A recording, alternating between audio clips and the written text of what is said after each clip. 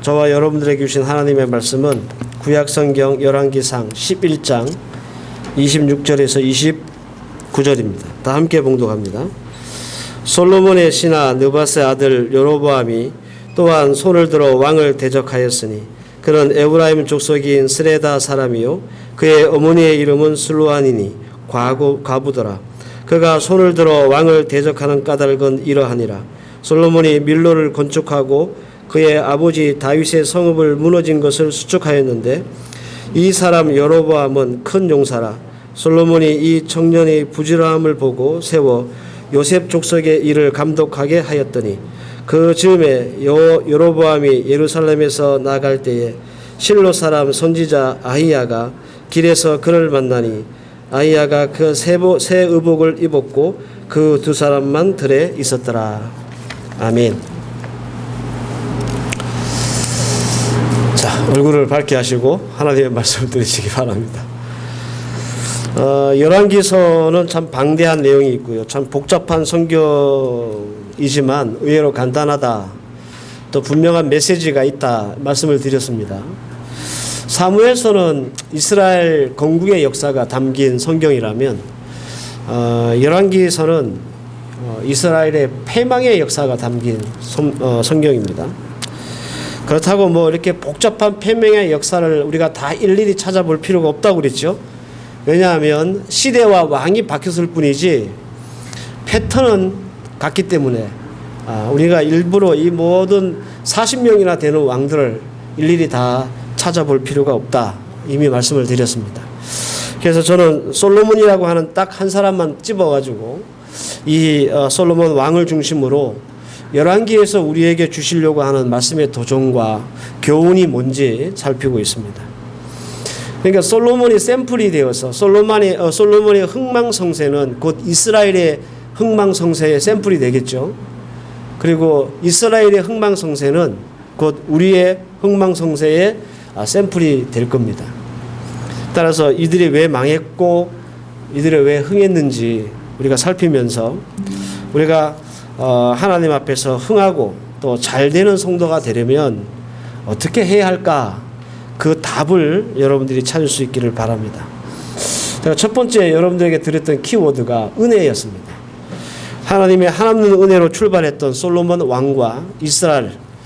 그러나 그 은혜를 은혜로 고백하지 못하고 그 은혜를 지켜내지 못함으로 결국에는 솔로몬도 그렇고 이스라엘도 그렇고 망국의 길을 걷게 되었습니다. 두 번째 키워드는 사랑이었습니다. 하나님이 금지하신 사랑인데도 불구하고 말씀을 어기면서까지 이방 여자를 사랑함으로 그 사랑이 한없이 주어진 하나님의 은혜를 갉아먹게 했고 결국 은혜의 파산자가 되었다. 그렇게 말씀을 드렸습니다. 그래도 솔로몬은 그들을 사랑하였더라. 지난 시간에 말씀드렸던 거죠. 이 말씀 무슨 의미인지 잘 알고 계시리라 믿습니다. 우리가 사랑하는 것 있죠. 뭐 자녀나 생업이나 돈벌이나 성공이나 이런 것 때문에 우리가 하나님이 주신 은혜를 고갈시킬 수 있다라고 하는 경고이고 또 교훈을 주는 말씀이었습니다. 그래서 우리가 하나님의 은혜를 파산시킬 만큼 사랑하는 것이 있다면 결국 그 사랑 때문에 우리는 하나님의 질투 앞에 서게 될 것이다 라는 것입니다. 여기까지 우리 두 주간 여러분들에게 드렸던 말씀의 대략적인 요지였습니다. 오늘은 열왕기의 마지막 말씀으로 또 마지막 키워드로 지혜라고 하는 말씀을 선포하도록 하겠습니다. 뭐니 해도 우리 솔로몬 그러면 지혜죠. 그죠? 하나님이 그에게 주신 가장 강력한 무기가 지혜이고요. 그가 쌓았던 많은 부귀와 영광 또한 지혜에서 기인했어요. 그렇다면 우리는 한번 생각해 봐야 합니다. 하나님이 그에게 주셨던 지혜라는 게 도대체 어떤 지혜인가? 지혜의 종류도 상당히 많잖아요. 그죠? 그래서 그 지혜의 본질을 우리가 먼저 알 필요가 있습니다. 열왕기상 3장 9절 말씀을 보면 누가 주의 이 많은 백성들을 재판할 수 있사오리까? 듣는 마음을 종에게 주사 주의 백성을 재판하여 선악을 분별하게 하옵소서. 이렇게 솔로몬이 하나님 앞에 지혜를 구해요. 그러니까 솔로몬이 구했던 지혜, 그리고 하나님이 주셨던 지혜의 본질이 뭐냐면 선악을 분별할 수 있는 지혜였단 거예요. 솔로몬은 선악을 분별할 수 있는 지혜를 가졌습니다. 이 지혜는 전무후무하고 탁월하고 독보적인 지혜였습니다. 그 누구도 솔로몬에게 이런 지혜를 솔로몬 같은 이런 지혜를 가진 사람이 없습니다. 자, 그렇다면 제가 어떤 지혜라 그랬죠? 선악을 분별할 수 있는 지혜를 하나님이 주셨다고요. 그러면 솔로몬은 이론적으로 절대로 망하거나 잘못돼서는 안 됩니다. 그렇지 않습니까, 여러분들? 뭐가 선하고 뭐가 악한지 분별할 수 있는 탁월한 지혜를 가졌으니까 자신이 선과 악을 구별할 수 있을 거 아니에요. 분별할 수 있을 거 아니에요. 그러죠. 이걸 분별한다면 선은 행했을 것이고 악은 멀리 했을 것이니까, 그러면 선을 행하고 악은 멀리하면 어떻게 됩니까? 하나님이 더 많은 은혜 주시고 복 주시고 잘되게 하시고 흥하게 하셔야 됩니다. 그런데 우리가 아는 솔로몬은 금방 제가 말씀드린 이론과는 전혀 다른 결말을 가지고 있습니다. 이게 아이러니예요. 솔로몬같이 모든 것을 완벽하게 갖춘 사람이 망한다는 것도 참 쉽지 않습니다. 이거 참 어려운 일이에요. 도대체 뭐가 문제였길래 이렇게 선악을 구별할 줄 아는 지혜를 가진 사람이 이렇게 망했을까? 왜 은혜의 파산자가 되었을까? 솔로몬을 그 은혜에서 파산시킨 이유가 금지된 사랑뿐이 아니고요. 그가 제일 자랑하고 있었던 그 지혜 또한 그를 은혜에서 파산하게 했던 파산의 원인이었다라는 말씀입니다. 그가 가졌던 지혜가 은혜를 파산시켰다는 증거는 그 솔로몬이 남긴 업적을 봐도 우리는 충분히 알 수 있습니다. 상식적으로 우리가 전무후무한 지혜를 가졌던 왕이라면 그의 버금가는 무슨 업적이나 혹은 결과물들이 있어야 되잖아요. 세상에서 가장 똑똑하고 가장 명석한 머리를 가지고 있고 가장 부자고 가장 높은 사람이라면 거기에 걸맞는 결과물이 있어야 되잖아요. 그런데 열왕기서 중에 솔로몬에 대한 기록이 나와 있는 열왕기 3장에서 11장 말씀을 읽어보면 그렇게 전무후무한 지혜를 가졌다는 왕이라기에는 조금 의심이 가는 그런 내용이 너무 많아요. 하나하나 따져보면 3장에서 11장까지 주로 어떤 내용이 많이 나오냐면요, 성전 건축, 하나님의 성전을 건축하는 거 솔로몬이 했거든요. 이거 솔로몬의 최대치적으로 그렇게 사람들에게 칭송받는 일이었습니다. 무려 7년 동안 성전을 지었고요. 그래서 그 성전 이름을 후대에서 솔로몬 성전이다라고 이름할 정도로 솔로몬을 대표하는 굉장히 중요한 일입니다. 길이가 27m, 폭이 9m, 높이가 13.5m. 우리 교회보다 작아요. 우리 교회 전체보다. 물론 이건 성소만 그래요. 그 바깥 뜰하고 뭐 이런 울타리하고 다 합치면 훨씬 크지만 원래 중요한 건물, 그 성전은 우리 교회보다 작아요. 무려 18만 3,300명이라고 하는 연 인원이 동원돼서 7년 동안 지은 거예요. 그런데 사실 여러분들 이 성전 건축의 대부분은 다 다윗이 했다고 봐야 합니다. 그 아버지 다윗은 성전 건축을 위해서 자재 준비했지요. 설계도 그렸지요. 장소도 설정해 줬어요. 어디에 지으라. 심지어는 제사장의 제도도 개편했어요. 우리가 알고 있는 제사장 24반열, 이걸 누가 만들었냐면 다윗이 만들었어요. 왜냐하면 성전이 이제 딱 멋있게 지어지면 수없는 예배가 드려질 거잖아요. 그래서 그 예배를 효과적으로 드리기 위해서 제사장 제도를 개편을 했어요. 그거 누가 했냐면 다윗이 했습니다. 다 다윗이 한 거예요. 솔로몬이 한 건 뭐냐면 아버지가 다 차려놓은 밥상에 조금 숟가락 하나 얹는 것밖에 없어요. 근데 이 정도를 가지고 솔로몬의 그 지혜로 이 성전을 지었다 말하기가 조금 부끄럽죠, 그죠? 예. 아버지가 엄청나게 많이 준비해 놨었거든요. 이렇게 했는데도 못하면 바보지. 그거 뭐 지혜자가 아니고. 두 번째로 왕궁을 건축한 일입니다. 솔로몬은 자기를 위해서 새로운 왕궁을 건축했습니다. 아버지가 살던 다윗성이 있었는데 거기에 안 살고 다시 새 건물, 왕궁을 지어요. 무려 13년이 걸려요. 길이가 45m, 폭이 22.5m, 높이가 13.5m. 정확하게 성전의 2배입니다. 2배 정도 되는 그런 큰 궁궐을 지어요. 화려하고 웅장한 왕궁. 이 왕궁이 성전보다 크고 건축 기간이 배나 들었습니다. 호화스럽고 사치스러운 이 왕궁을 지었다는 게 과연 솔로몬이 그의 지혜로 만들어내고 일구어냈던 결과물이다 이렇게 할 수 있겠는가라는 겁니다. 이거는 왕궁을 건축했다는 것이 하나님이 주신 지혜로 만들어냈던 결과물이라고 하기에도 조금 모자랍니다. 그죠?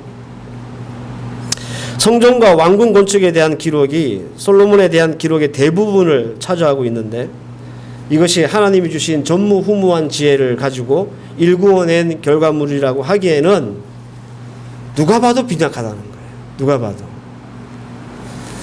하나님이 그에게 천재적인 지혜와 명철을 주셨다면 뭔가 좀 탁월하고 엄청난 일들을 좀 만들어내야 되지 않겠습니까? 예컨대 다윗은 뭐 했다고 그랬죠? 제사장 제도를 개편했습니다. 이걸 개선해서 효과적으로 제사를 드릴 수 있도록 만들었습니다. 24반열로 나누어가지고. 참 참신하잖아요. 창의적이고. 그죠? 그런데 솔로몬은 그 좋은 머리, 그 많은 지혜를 가지고 뭐 이런 것 하나 만들어내지를 못했어요. 적어도 성경의 기록에는 없어요. 뭐 예를 들어서 새로운 신무기를 그 좋은 머리를 가지고 뭐 개발을 해서 막강한 군사력을 뭐 가졌다든지 백성들을 살기 좋게 만들기 위해서 뭐 기구를 만들거나 제도를 개편하거나 특별히 조세제도 뭐 이런 것들을 개편해서 백성들을 살기 좋은 어떤 삶의 질을 높여줬다든지 뭐 이런 게 없어요. 천재적인 머리와 명철이 있었고 자본과 인력이 넘쳐났던 솔로몬은 정말 마음만 먹었으면 뭐든지 할 수 있었던 그런 사람이었습니다. 그런데 솔로몬의 업적이라고 이렇게 한번 우리가 보면 전부 다 공사판이에요. 이런 표현이 좀 적절할지 모르겠지만 하나님이 솔로몬에게 모든 좋은 것을 다 올인했는데 하나님 앞에 모든 좋은 것을 다 받은 솔로몬은 어디에 올인했냐면 오직 공사하는데 그 모든 것을 다 올인해요.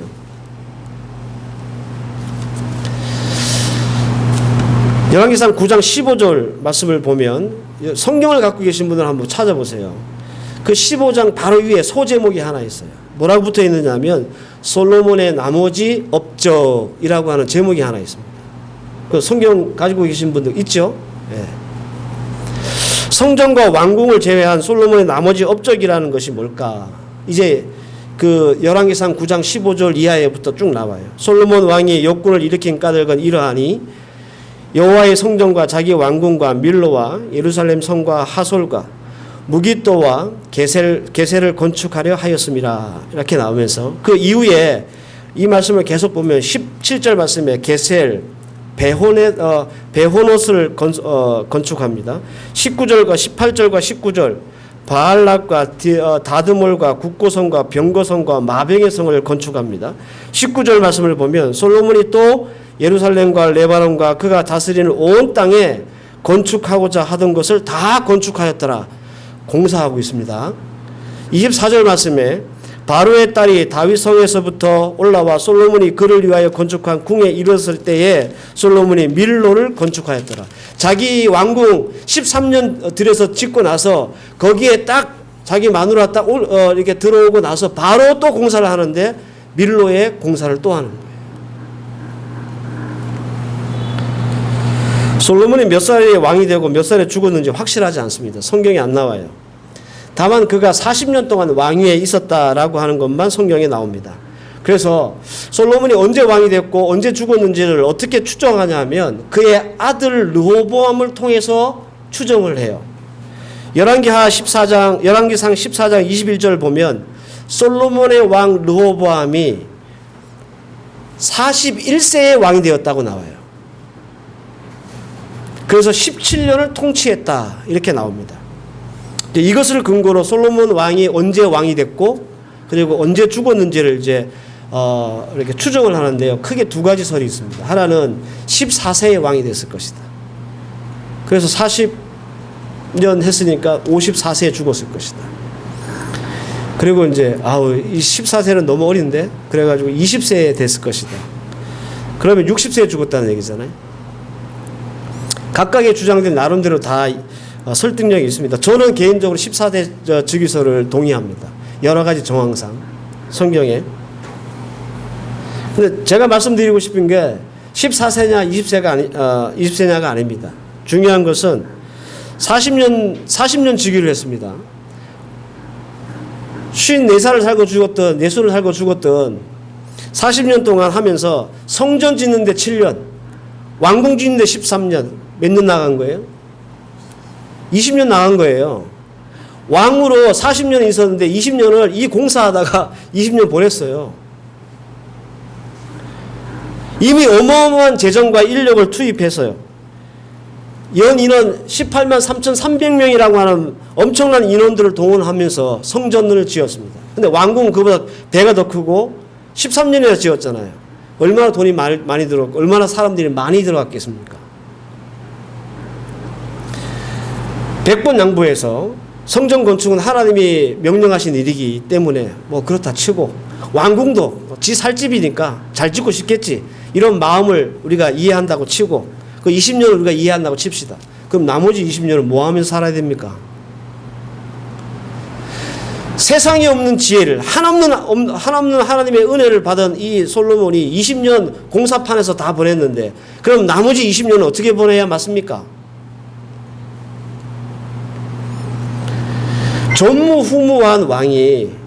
전무후무한 지혜를 받았던 왕이 해야 될 일이 얼마나 많겠어요.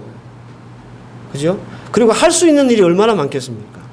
또 왕이라면 예를 들어서 뭐 군사나 경제나 종교나 혹은 뭐 사회, 문화, 외교 이 모든 것들을 다 관할해야 되지 않습니까?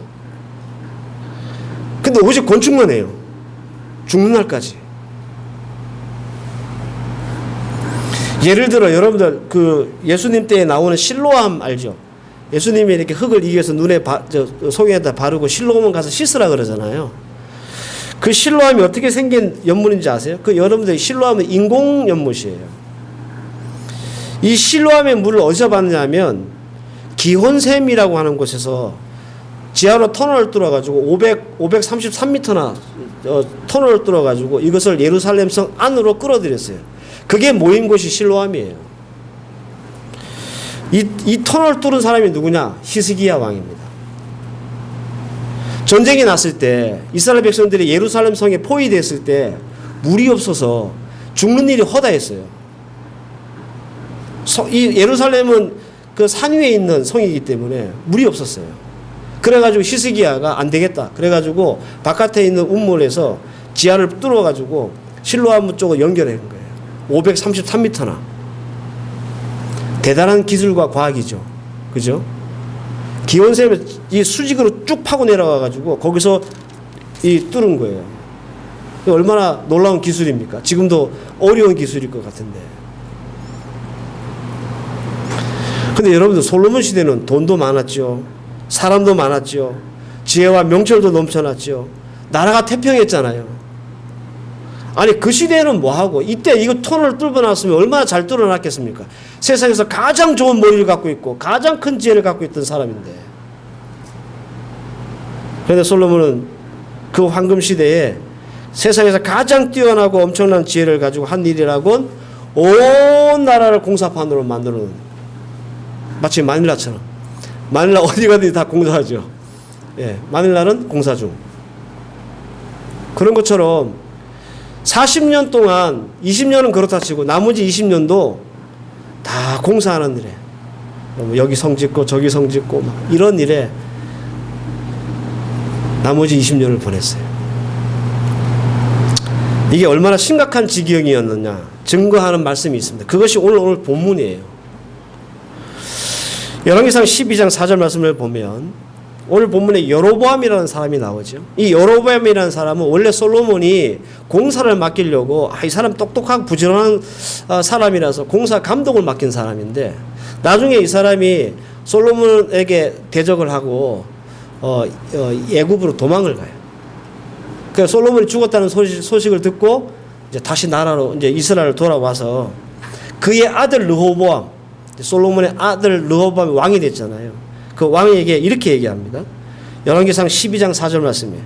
왕의 아버지가 우리의 몽해를 무겁게 하였으나 왕은 이제 왕의 아버지가 우리에게 시킨 고욕과 매운 무거운 몽해를 가볍게 하소서. 그리하면 우리가 왕을 섬기겠나이다. 이 말씀은 앞서 말씀드린 대로 솔로몬이 죽고 그의 아들 르호보암이 왕이 되었을 때 애굽에서 망명하고 있었던 여로보암이 돌아와서 한 얘기입니다. 무슨 말이냐? 당신 아버지 솔로몬은 40년 내내 공사를 한다고 우리 백성들을 고역을 치렀다. 우리 백성들 큰 몽해를 지어줬다. 그러나 당신이 이제 왕이 되었으니 당신 아버지가 했던 그 고역, 그 어려운 몽해를 조금 가볍게 해주면 우리가 당신을 우리의 왕으로 섬기겠다. 이렇게 얘기한 거예요. 백성들은 솔로몬 통치 내내 40년 동안 공사판에 가서 노역했습니다. 그리고 공사 시작하면 세금도 내야 했습니다. 죽을 지경이죠. 백성들이. 그래서 백성들이 그의 아들 르호보암이 왕이 됐다는 소식을 듣고 찾아와서 간청한 거예요. 지금 우리가 당신 아버지 때문에 죽을 지경이었는데 조금이라도 우리의 짐을 좀 가볍게 해달라. 예. 물론 이 아들도 말을 안 들어먹습니다. 그래가지고 여로보암이 뿔 따고 나가지고 나라를 갈라먹어요. 이건 물론 하나님이 예비하신 일이에요. 오늘 그 아히야라고 하는 선지자가 나타난 이유가 바로 그거예요. 솔로몬의 과도하고 편향된 지혜가 나라를 쪼개게 되는 원인이 되었고 하나님이 주신 은혜를 소진하게 된 이유였다. 그런 말입니다. 만약 솔로몬이 그 어마어마한 지혜와 지식, 돈과 인력, 부강한 나라를 가지고 하나님을 섬기는 일에 백성을 더 잘 살게 하기 위해 이렇게 사용했다면 어떤 결과가 주어졌을까요? 나라 안 쪼개졌겠죠. 너무 여러분들 허무하지 않습니까? 와, 이렇게 대단한 사람이 이렇게밖에 못하고 죽어? 이거 마치 뭐와 비슷하냐면 서울대 컴퓨터 공학과 나온 사람이 그 게임기 고치는 수리만 하는 사람과 똑같은 그런 처지인 거예요. 너무 아깝잖아요. 그죠? 그 기술과 그 지혜가, 머리가. 이게 그가 은혜에서 파산한 원인입니다. 사랑하는 성도 여러분, 그저 우리가 화려하게만 봤던 우리 솔로몬을 한 번 더 이렇게 더 들여다보면 열받습니다. 그래서 저는 솔로몬 별로 안 좋아해요. 저 삼손도 별로 안 좋아해요. 이건 왜 인생을 이렇게 살았을까? 예? 이 좋은 거 다 가지고 있으면서 왜 요것밖에 못 살아냈을까? 이런 생각이 들잖아요. 그 지혜 가지고 40년 동안 공사만 하다가 나라도 말아먹고 자기도 그렇게 비참하게 죽고. 그러면 여러분들 우리는 다른가 생각해 봐야 되겠죠. 하나님이 은혜의 한 조각으로 주신 그 지혜를 이것밖에 사용하지 못했던 솔로몬만 안타깝고 우리는 아니냐 그런 말입니다.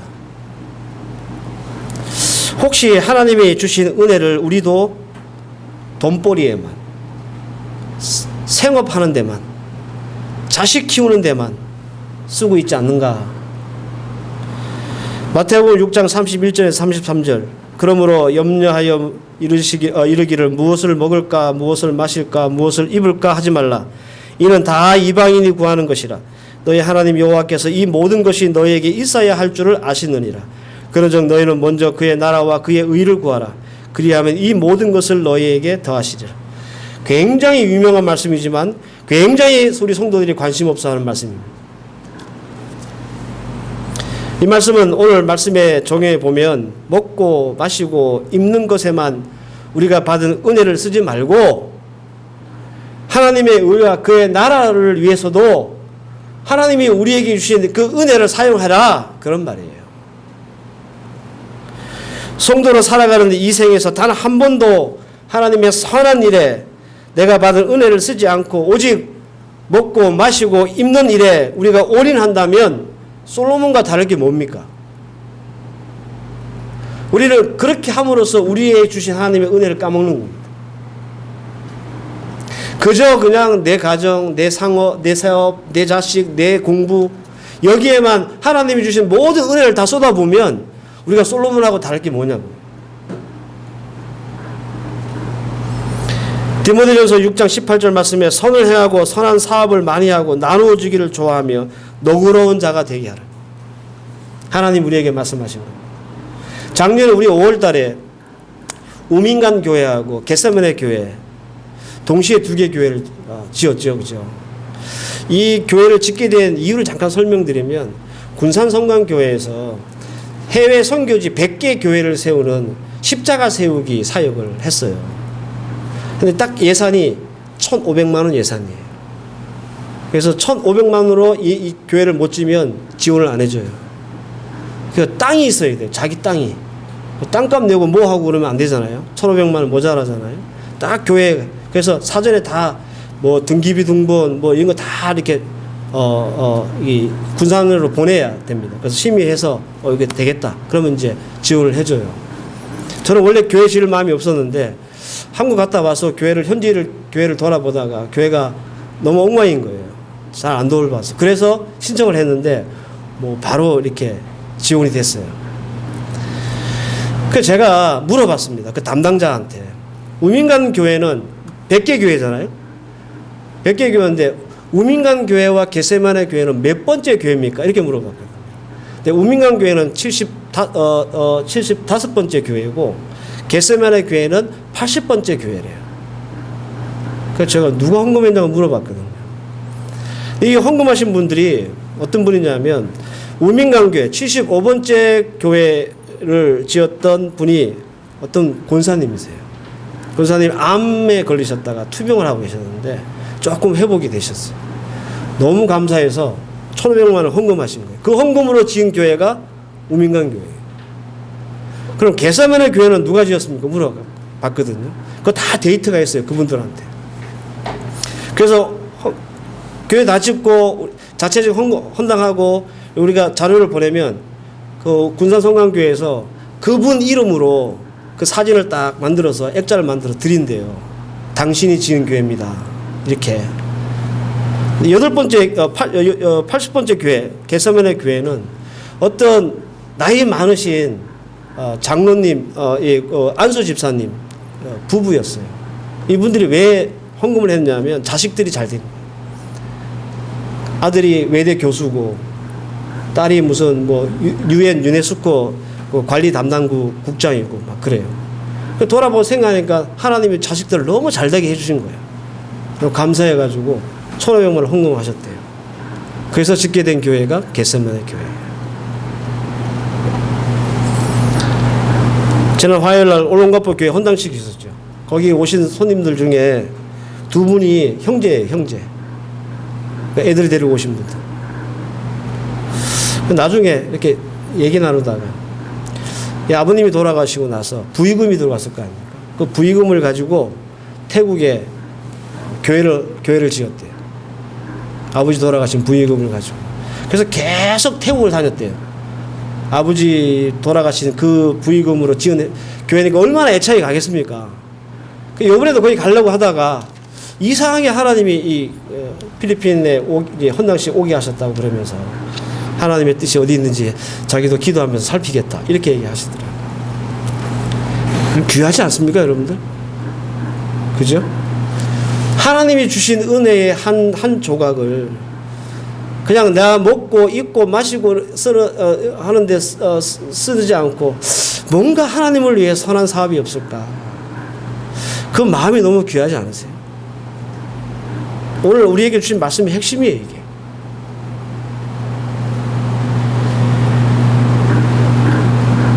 제가 처음 말씀드렸습니다. 하나님께서 여러분들에게 한없는 은혜, 솔로몬에게만 주신 은혜가 아니라 여러분들에게 주신 은혜가 있다고. 그런데 그 은혜 우리가 까먹는 이유가 하나님 주신 은혜는 뒤로 하고 다른 거 더 사랑하며 거기에 몰두하다가 우리는 그 은혜를 까먹는다고.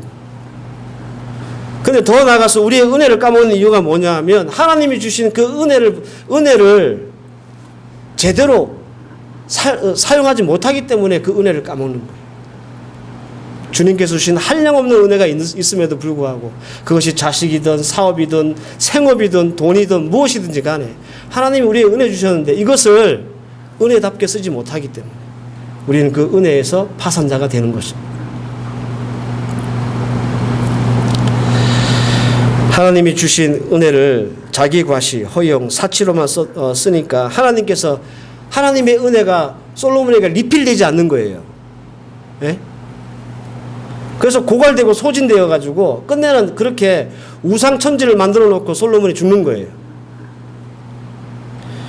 열왕기서를 마무리하면서 여러분 우리가 이런 생각을 가질 수 있어야 됩니다. 나는 하나님의 은혜를 어디에 쓰고 있었는가?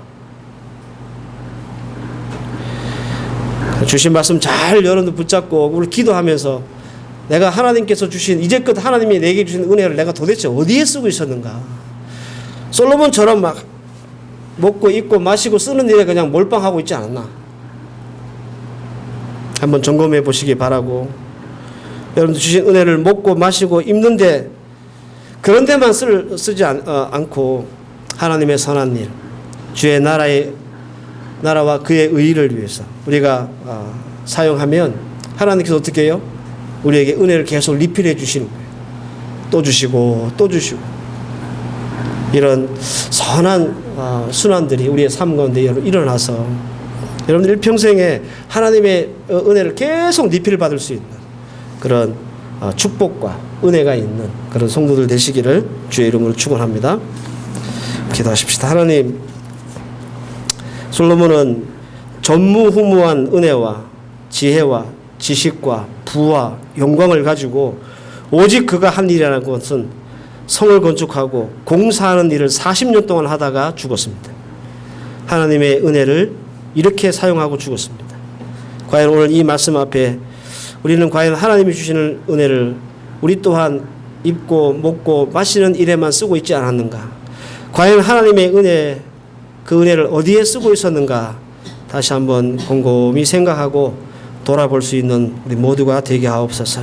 그래서 우리 사랑하는 주의 성도들이 주님께서 주시는 은혜를 우리를 위해서만 쓰는 자들이 아니라 하나님을 위해서 주의 선하고 아름다운 사업을 위해서 주의 나라와 의를 위해서 잘 쓰게 하심으로 또 하나님이 주시는 은혜가 계속 우리의 삶 가운데 더 더해지고 리필되는 하나님 백성들 되게 하옵소서. 예수님의 이름으로 기도하옵나이다. 아멘.